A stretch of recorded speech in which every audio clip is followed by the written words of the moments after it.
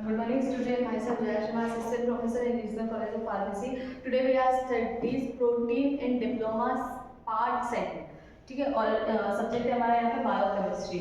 तो आपको बेसिक से पता है, हम यहाँ पे प्रोटीन के बारे में नॉलेज देंगे। प्रोटीन को स्टडी करना है, हमारे सिलेबस का चैप्टर नंबर सेकंड ही है ये, chapter second.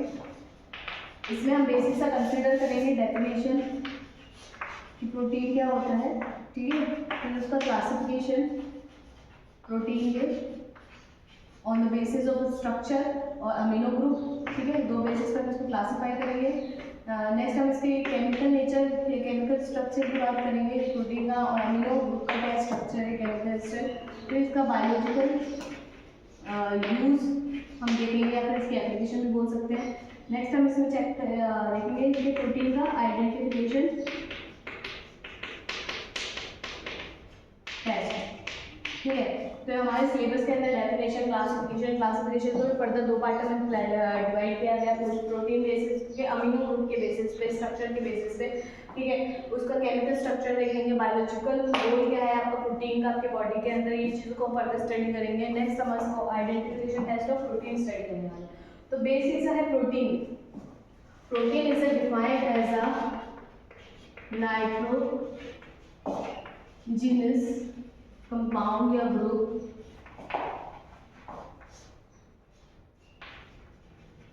which contain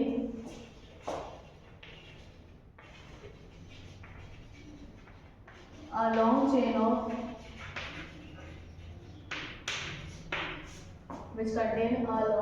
of amino group, ठीक है। तो बेसिक सा प्रोटीन क्या होता है, लंबी चेन है हमारे अमीनो ग्रुप्स की, ठीक है। तो अमीनो कंपाउंड जो हमारे हैं, ठीक है, उनका एक लंबी चेन है, उसे हम बोलते हैं protein. Long chain nitrogenous compound इसलिए बोलेंगे हम, इसमें अमोनियम ग्रुप जुड़ा हुआ है, हमारा नाइट्रोजन प्रेजेंट है, इसे also known as nitrogenous compound. तो protein are defined as a nitrogenous compound that contain a long chain of amino group, ठीक है। तो ये बेसिक से हमारे प्रोटीन की डेफिनेशन हुई कि प्रोटीन होता क्या है। अब प्रोटीन होता क्या है तो तुम्हें पता चल गया कि लंबी चेन है हमारे अमीनो ग्रुप की, लेकिन इसका होने का मतलब क्या है, क्यों हम इसको यूज़ कर रहे हैं, हमारी बॉडी में कहाँ प्रोटीन प्रेजेंट होता है, प्रोटीन की क्या रिक्वायरमेंट है, प्रोटीन किस चीज़ में हेल्प करता है, इन सारी चीज़ों को हमें स्टडी करना है फर्दर, ठीक है। तो बेसिक से आपको पता होगा, आपने सुना होगा, अगर हमें कोई डेफिशिएंसी होती है तो वहाँ प्रोटीन की डेफिशिएंसी बताई जाती है, और हमें खाने में प्रोटीन के लिए बोलते हैं कि आपको एक अच्छी डाइट फॉलो करनी है, तो वहाँ पे आप प्रोटीन का इंटेक ज़्यादा करें आपकी हेल्दी लाइफ के लिए, हेल्दी रूटीन के लिए, क्योंकि प्रोटीन जो होते हैं बॉडी के अंदर मोस्ट ऑफ द बहुत इंपॉर्टेंट रोल प्ले करते हैं, मोस्ट ऑफ द फंक्शन जो होते हैं हमारे प्रोटीन्स के होते हैं। तो जितना अच्छा हमारा प्रोटीन का इंटेक होगा बॉडी के अंदर, क्योंकि प्रोटीन टाइप 2 होते हैं, एसेंशियल नॉन एसेंशियल होते हैं। बेसिक से एसेंशियल लाइक हमारी बॉडी के अंदर बन रहे नहीं है, नॉन एसेंशियल लाइक प्रेजेंट है, बन रहे हैं। तो इस तरह से प्रोटीन का क्लासिफिकेशन है। तो प्रोटीन को बाहर से जो डाइट हम फॉलो कर रहे हैं उस डाइट में इंटेक करना बहुत कंपलसरी होता है, ठीक है। अगर प्रोटीन की डेफिशिएंसी हो जाती है तो बहुत सी डिसीजेज आपको हो जाती है, हेड होना स्टार्ट हो जाता है, वीकनेस आ जाती है, ऑर्गन फंक्शन प्रॉपर वे में नहीं हो पाता है, सेल बिल्डअप नहीं हो पाती है, रिपेयरिंग नहीं होती है, इस सारी प्रॉब्लम्स है होती है हमारी प्रोटीन की डेफिशिएंसी की वजह से। तो प्रोटीन का बेसिक से आप देखते हैं बायोलॉजिकल रोल क्या है बॉडी के अंदर, या फिर क्या प्रोटीन होता है, हमें पता चल गया नाइट्रोजनस कंपाउंड है, लेकिन इसका होना क्यों है बॉडी के अंदर, इसका क्या काम है, क्या रोल है। तो फर्स्ट रोल आता है हमारी बॉडी के अंदर, इसका प्रोटीन जो होता है वो हमारा रिपेयरिंग का काम करता है, ठीक है। ये हमारे किसी भी ऑर्गन के अंदर कोई डैमेजिंग आती है टिश्यूज के अंदर, सेल्स के अंदर, तो उसको रिपेयर करता है, हीलिंग का काम करता है प्रोटीन, ठीक है। ऑटोमेटिकली उसको हील करता है, हील करने के बाद उसको रिपेयर करने का काम करता है। सेकेंड आता है हमारा प्रोटीन जो होता है हमारे बिल्डिंग ब्लॉक की तरह काम करता है, लाइक बिल्डिंग बनाने का काम करता है। लेकिन कोई आपकी जैसे सेल है डैमेज हो गई है तो उसको बनाने का, उसको वापस से स्ट्रक्चर को फॉर्म करने का काम हमारा प्रोटीन करता है। थर्ड आता है हमारे सेल स्ट्रक्चर बिल्डअप करने में हमारा प्रोटीन हेल्प करता है।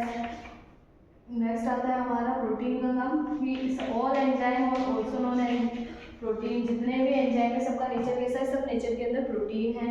जितने भी आपका इम्यूनोग्लोबुलिन है, ग्लोबुलर सिस्टम है, लाइक आपका इम्यून सिस्टम, तो जितना भी आपका इम्यून सिस्टम है वो सभी नेचर में कैसा है, प्रोटीन है। बेसिक सा प्रोटीन के कितने सारे रोल हो गए। फिर प्रोटीन बिहेव करता है लाइक ऐसा ट्रांसपोर्टर। अब आपको पता है कोई भी मॉलिक्यूल आपकी बॉडी के अंदर इंट्रा सेलुलर फ्लूइड से कहाँ जाता है, इनर सेलुलर फ्लूइड पे या फिर एक्स्ट्रा सेल्युलर फ्लूइड से इंटर सेल्युलर फ्लूइड के अंदर आपकी किसी भी मॉलिक्यूल का ट्रांसपोर्टेशन होता है। जैसे हमने में कोई मॉलिक्यूल में कोई दवाई ली या कोई फूड लिया तो उसका जो केमिकल प्रोडक्ट है हमारा जो कंपाउंड है वो कहाँ से जाएगा, बाहर से अंदर की तरफ जाएगा, लाइक से बाहर इंटर सेल्युलर फ्लूइड से आपके इनर सेल्युलर फ्लूइड के अंदर जाएगा, किसी सेल के अंदर जाएगा, ठीक है। तो उसको जानने के लिए वो कुछ मैकेनिज्म फॉलो करते हैं, जैसे कि हमने पहले भी पढ़ा हुआ है, HAP में पढ़ा होगा आपने कि वो कुछ मैकेनिज्म को फॉलो करते हैं। वो मैकेनिज्म होता है हमारा ट्रांसपोर्टेशन, और ट्रांसपोर्टेशन हमारा 2 टाइप का होता है, एक्टिव ट्रांसपोर्टेशन और पैसिव ट्रांसपोर्टेशन। एक ट्रांसपोर्टेशन जिसमें एक्टिव मतलब ATP की रिक्वायरमेंट है, और एक ट्रांसपोर्टेशन होता है जहाँ no ATP requirement. For example अगर हम हाई कंसंट्रेशन से लो की तरफ जा रहे हैं, ऊपर सीढ़ियों से नीचे की तरफ आ रहे हैं, तो हमें वहाँ पे किसी तरह की एनर्जी की रिक्वायरमेंट नहीं है, हम इजीली चल सकते हैं, ठीक है। लेकिन वही हमें नीचे से ऊपर वापस जाना हो, लो कंसंट्रेशन से हाई की तरफ वापस जाना हो, तो हमें वहाँ एनर्जी की रिक्वायरमेंट आ जाती है। तो एक होता है ATP, एक होता है पैसिव, और इन्हीं के अंदर फर्दर क्लासिफिकेशन होते हैं पोर ट्रांसपोर्टेशन। पोर ट्रांसपोर्टेशन होते हैं हमारे जो कि स्मॉल साइज के मॉलिक्यूल्स को ट्रांसफर करने में हेल्प करते हैं।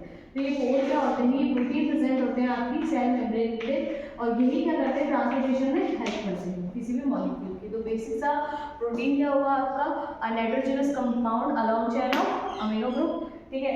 नेक्स्ट उसके काम क्या होगा, रिपेयर करता है अपनी बॉडी में ऑर्गन्स को, बिल्डिंग ब्लॉक्स का काम करता है, सेल स्ट्रक्चर को बनाता है, जितने भी आपके एंजाइम्स हैं वो सभी प्रोटीन होते हैं, आपके जितने भी इम्यून सिस्टम्स हैं, इम्यूनोग्लोबुलिन्स हैं, वो सारे प्रोटीन होते हैं, ट्रांसपोर्टेशन में हेल्प करता है। तो ये सारे काम आपके किसके हैं, प्रोटीन के हैं।